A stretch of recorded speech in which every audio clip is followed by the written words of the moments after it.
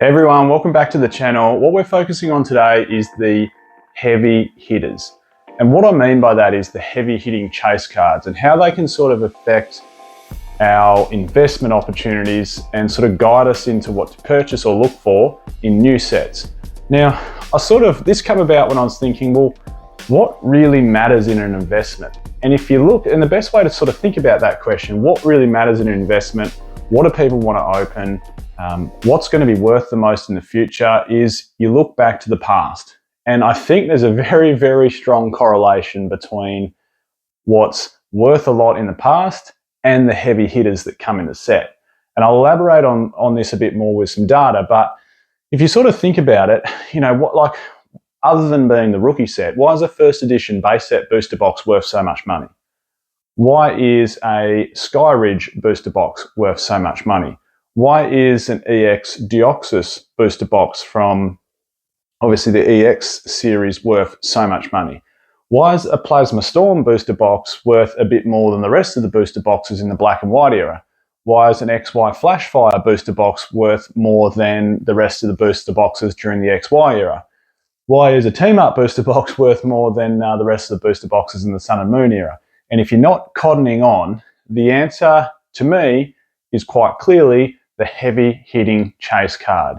When you look at things like, the most streamed probably isn't the right word, but the most viewed things like TikToks and Instagram Reels, it's always trying to find the heavy hitting chase card, whether it's a first edition base set Charizard, whether it's a Plasma Storm Charizard, whether it's a Gold Star Rayquaza. And the same can be said with the hype and the sole number of videos for something like an Umbreon VMAX during the Sword and Shield era. So what I'm going to jump into is some data regarding some older sets and compare that then to some newer sets and what we should invest in right now. Because one of the things I noticed is, and also when it comes to stream, is how many people the best streaming videos are, or the ones that people want to watch, including myself. And I've opened a heap of Pokemon cards over the years and watched a heap of people open Pokemon cards over the years, but I still get a thrill out of someone watching, I still get a thrill out of watching someone open a first edition base set booster box. I still get a thrill out of someone opening an EX Deoxys booster box. It's that thrill of the hunt for that really, really heavy hitting chase card. So let's jump into some data. I'm going to mix match through some eras, and I'm hoping you're getting the point that I'm putting down. And we'll sort of come to a conclusion at the end of the video with some investment tips for some later sets, particularly throughout the Sword and Shield era, and maybe even the Scarlet and Violet era that we're now sort of getting a little bit deeper into. So first one I wanted to jump up is black and white era, and we'll chuck it up on the screen here, the Plasma Storm booster box. Now, there hasn't actually been too many recent sales on eBay of this, and it's sort of hard when you're looking at eBay Australia. There's not as many, so sometimes you've got to jump on eBay US. I found this one listed here for 10,000 US. Now, I don't think the booster box is worth that much. Like if this went up for auction, I don't know what it'd go for, maybe 6,500, 7,000 US, maybe somewhere around that mark. But you've also got, and the reason this box is worth probably a touch more, don't get me wrong, there's also some other great black and white era sets, but this is probably the standout because it's got those two big chase cards, obviously that gold border secret rare Blastoise and the gold border secret rare Charizard. Now, if you look at the sort of correlation between the box price and the heavy hitters, that Charizard is worth big dollars. Now, I'm not sure exactly what it's worth in a PSA 10, and this isn't about going into exact facts and figures. It's about presenting that argument between the chase cards and the box price. So, geez, here's one up here for what's a PSA 10 going to go for? But I've just got an auction example up here. I think it's a PSA 9, but what's a 10 going to be worth? 3-4 grand? I don't know. Someone chime down below if they've seen a recent auction finish for a PSA 10 black and white Plasma Storm Charizard. Please let me know below. But you get the point. This booster box is worth a little bit more because you've got two really heavy hitting chase cards inside there. Now, you actually don't have a heap more in this set. it's sort of held up quite strongly by those two secret rares. But anyway, moving along, let's jump back even further in time to the EX era. Now, this had a lot of great booster boxes, a lot of great sets inside it, and a lot of those booster boxes are worth huge amounts of money. But probably two big standouts is the Team Rocket returns. Here's a listing. It's over in Italy. It has been up for a while. It hasn't sold at this price, but it's up for 50,000 US dollars, which is about 82,000 Australian. What's that box worth? You know, obviously 20,000 US is probably too cheap. Maybe 50,000 US is a little bit dear. Is it worth 35,000 US? Possibly. Look at the chase card inside there. You've got obviously the three starters inside there with Trico, Mudkip, and Torchic. They have extremely low PSA 10 populations, so I know they're not, you know, Charizards or Umbreons or Rayquazas, but they're still a big chase card because they're worth big dollars as a PSA 10 and have super low pops. And you've also got a heap of great artwork and EX cards inside there. So again, huge correlation between the box price and the heavy hits that you can get inside that set. Another one from EX era, you've got EX Deoxys. Currently, same guy has the same booster box up, 54,000 US dollars. Again, maybe a touch dear. That's been on there for a while. Like I was saying, 20,000 US is too cheap, so it's probably worth something in between those prices. Rayquaza, though, there was a sale. It would have been June now. A sale in June of a Rayquaza Gold Star that went in a PSA 10 for 54,000 US dollars. Man, this is a good-looking card, and it, rightly so, probably deserves the money that it goes for. But again, clear correlation between the booster box price and the heavy hitting price. Now roll back, it can't be a video between heavy hitters and the box price without looking all the way back to first edition base set. That Charizard, geez, what do they go for? There was an auction in 2022 or maybe 2021 where it went for 420,000. There was another more recent one where it went for 336,000. So hey, look, that card is worth huge dollars. It's probably come down a little bit from the hype and the height that it was at a little while ago, but the booster box price, hey, I haven't looked up some sales for this, but the point is the correlation between the hits inside it and the booster box price. What's a booster box going to cost you? 250, 300,000 US dollars, maybe a touch more now. So you really get the picture. And fast forward not too long ago to Sun and Moon era, and again, we can see the same sort of correlation. Look at this Team Up booster box. Now, I know this was short printed. It literally had one decent sized print run and then just never seemed to get a reprint. So booster box price going for 1,612 US dollars, and an absolutely gorgeous alt art being the Latias and Latios alt art there. They've been selling for big dollars lately. What, 2,600 US, probably even more, 2,700 US, some of the PSA 10 sale prices. So, you know, clear correlation. This is the dearest box from the Sun and Moon era, and it also has the biggest hit from the Sun and Moon era. Let's go back to the previous era, XY. You've obviously got the biggest and most expensive box from that era being the Flashfire box. There's been a couple of sales recently. One of them seems a touch dear. Like there's been $5,000 US. There's been $3,500 US. Yeah, I don't know. 3,500 seems a little bit more realistic. 5,000 seems a touch dear, but hey, you know, it's it probably commands it because these have the biggest chase sets from the XY era inside of that Mega Charizard EX, which is about, you know, a $2,400 card in a PSA 10. There's two. Well, there's M Charizard EX, Mega Charizard EX. The red flames and the blue flames both go for huge dollars. You've even got something like some of the original Waifu cards inside there, like Pokemon Center Lady in a PSA 10 recently sold for 1,200 US dollars. So the point is, dearest box from the era and has the most expensive chase cards. The chase cards clearly add some value to the booster box price. Now, what does that mean for modern sets?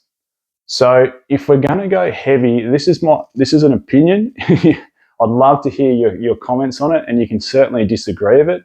But my opinion is, for collecting, if you're a collector, like I'm a collector and an investor, I like to have one of each set.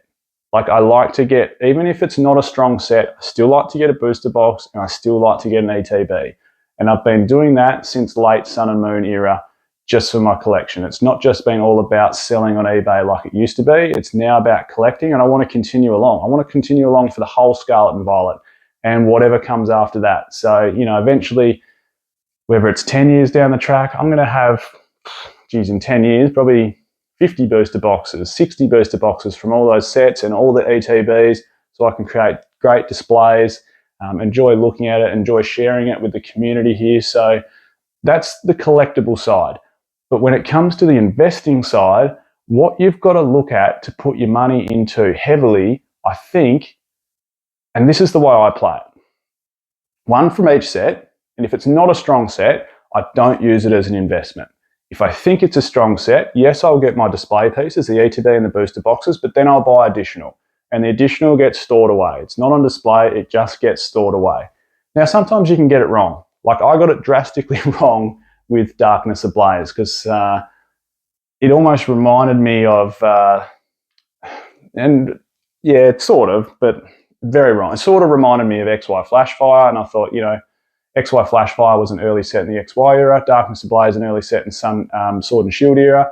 You know, amazing chase Charizard. I thought, you know, this is going to be a stellar set, and I bought a heap of booster boxes of it. Got it wrong, so we can get it wrong, and we learn from our mistakes. That's the important thing. But if you look at the rest of the Sword and Shield era, and here's a couple of examples. I bought 2 Pokemon Go Elite Trainer boxes. Maybe I should have only bought one for a display, but I thought, you know, give it a go. I'm always going to keep one in my display, and I bought a second one just in case maybe it goes up in value and I want to sell it in the future and then buy something new. But I didn't go heavy into it because I think it's arguably probably alongside a set like Darkness Ablaze or you know, Rebel Clash, although that didn't get printed much. But what I'm getting is some of the weakest sets of the Sword and Shield era. So don't invest in the weaker sets. If you're like me and like to collect and invest, try and get one of each for your collection and then invest into the stronger sets. So that brings about the question, what should we invest in throughout the Sword and Shield era?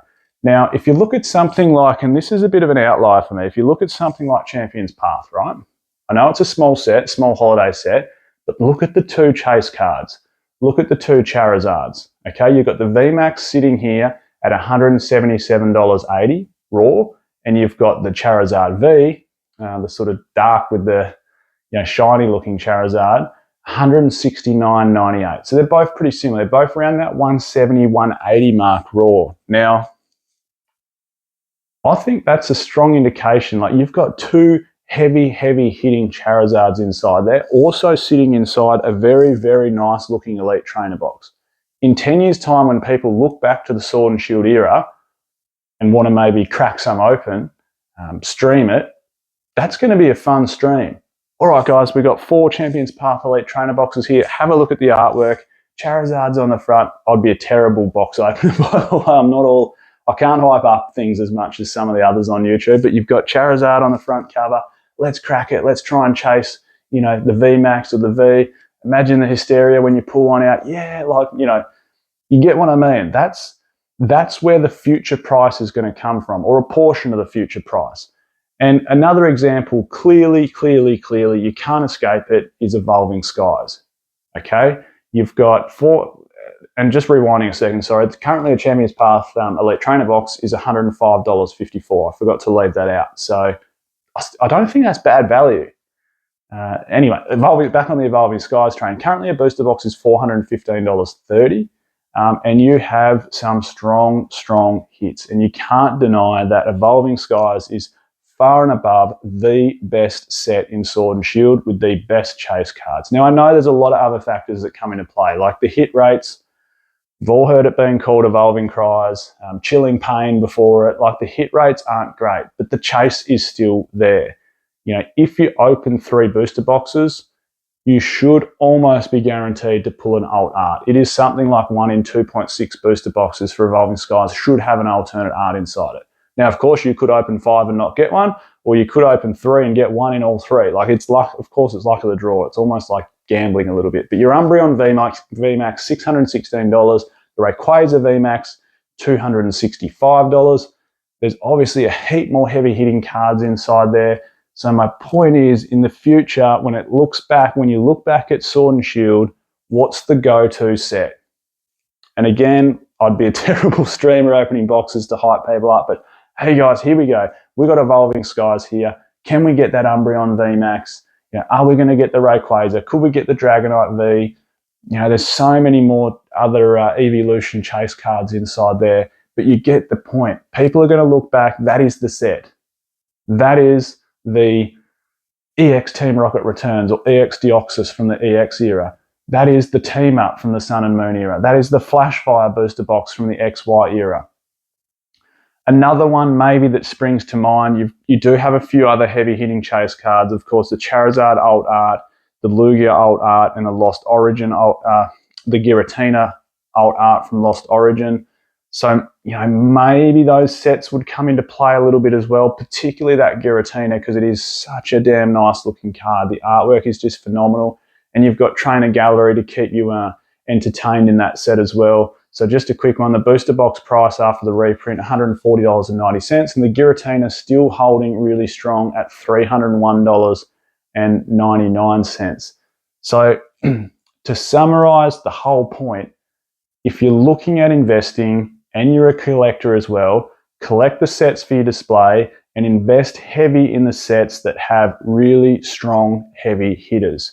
So Evolving Skies, we'd all be laughing if we bought 10 cases of it when it was at launch. So my advice, go really strong if you're investing in the sets with really strong heavy hitters. And even Evolving Skies at $415 US, it is so close to the point where you should be able to argue this ain't going to get a reprint. Like, it's getting long in the tooth. I mean, it's still in rotation. It's still in rotational play. It's there. You can use it. But boy, it must be getting close to the window where we can go, look, this is not getting a reprint anymore. And, at $415, if that's the case, it's a cheap box. Because I can guarantee you, in 10 years' time, and if you've got the gumption to hold boxes that long, in 10 years' time, Evolving Skies is the set from Sword and Shield. Champion's Path, and probably even, of course, there's no real big hitters in the final set, Crown Zenith, but it's got such a gorgeous Galarian Gallery. They're the two holiday sets. So my advice, if you've still got some spare cash throughout Sword and Shield era, it would be Champion's Path and Crown Zenith, especially Crown Zenith while it's on special. And the booster boxes, I'd be going Lost Origin and Evolving Skies. Still, I think they're good buying at the prices that they are. Now, moving forward to Scarlet and Violet, again, what to look for? The heavy hitters. And hey, 151's coming up. I wouldn't buy straight away at launch. I'd probably hold off maybe 6 to 12 months to see how the market absorbs the stock levels and the supply. But again, that seems like it's the set to go for so far out of Scarlet and Violet. What are your thoughts? Please leave me some comments down below. Hope you learned something from this video. Thanks again.